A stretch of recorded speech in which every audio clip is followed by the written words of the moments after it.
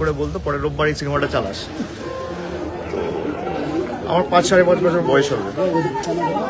সেখান থেকে ওনার একের পর এক সিনেমা, যে সিনেমাগুলো দেখেছি প্রত্যেকটা সিনেমাই প্রায় আমার জন্মের আগে রিলিজ হয়েছিল। এবং ব্যক্তিগতভাবে আমি ওনার কাজ এবং ওনার যে বাংলা ইন্ডাস্ট্রি এবং সিনেমার প্রতি অবদান, সেটা স্বর্ণাক্ষরে আগামী কয়েকটা শতাব্দী জুড়ে লেখা থাকবে।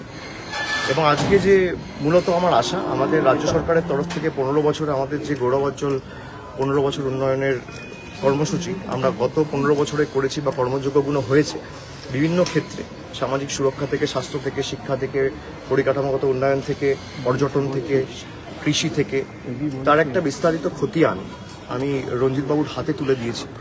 এবং কি অর্থনৈতিক প্রতিকূলতার মধ্যে সরকারকে কাজ করতে হয়েছে, বিশেষ করে বিগত 5 বছর 2021-এ দ্বিতীয়বার নির্বাচিত হওয়ার পর একদিক দিয়ে হাইকোর্ট বিচার ব্যবস্থার একাংশকে লাগিয়ে একাধিক সিবিআই কেস, অন্যদিকে বাংলার ন্যায্য পাওনা প্রাপ্য আটকে রাখা, আজকের দিনে দাঁড়িয়ে প্রায় বকেয়া পাওনার পরিমাণ 2 লক্ষ কোটি টাকা।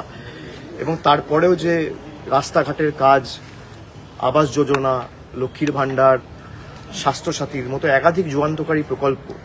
আগে সিপিএম এর আমলে আপনারা দেখেছেন যে সরকারি কর্মচারীরা মাইনে পেত না এবং কোনো রকম কোনো আর্থিক বঞ্চনা ছাড়াও সিপিএম সেটা করতে পারেনি, তার সমাধান করতে পারেনি। আজকে এত কিছু করার পর কেন্দ্রীয় সরকারের বৈমাতৃসুলভ আচরণ, আমার কোনো রাজনৈতিক কথা হয়নি, কিন্তু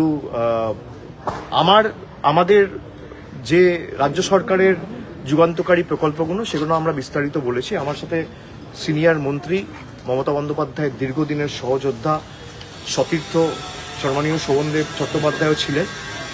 আমাদের বিস্তারিত আলোচনা হয়েছে এবং আমাদের যে কর্মসূচিগুলো আমরা করেছি সেগুলো নিয়ে আমি রঞ্জিতবাবুকে অবগত করেছি এবং উনি খুব অ্যাপ্রিসিয়েট করেছেন। কালকে নন্দীগ্রামে আজকে মারধর করা হয়েছে, তৃণমূল কংগ্রেসে ফ্লেক্স ছিঁড়ে দেওয়া হয়েছে। নন্দীগ্রামের বিষয় নিয়ে যা বলো নন্দীগ্রামে জিজ্ঞেস করো, আজকে কোনো পলিটিক্যাল কথা। আপনি কি বলবেন, কেমন খুব ভালো লাগে, এইটুকু বলছি, খুব ভালো লাগে। Thank you. अब ट्रांसलेट कर लो।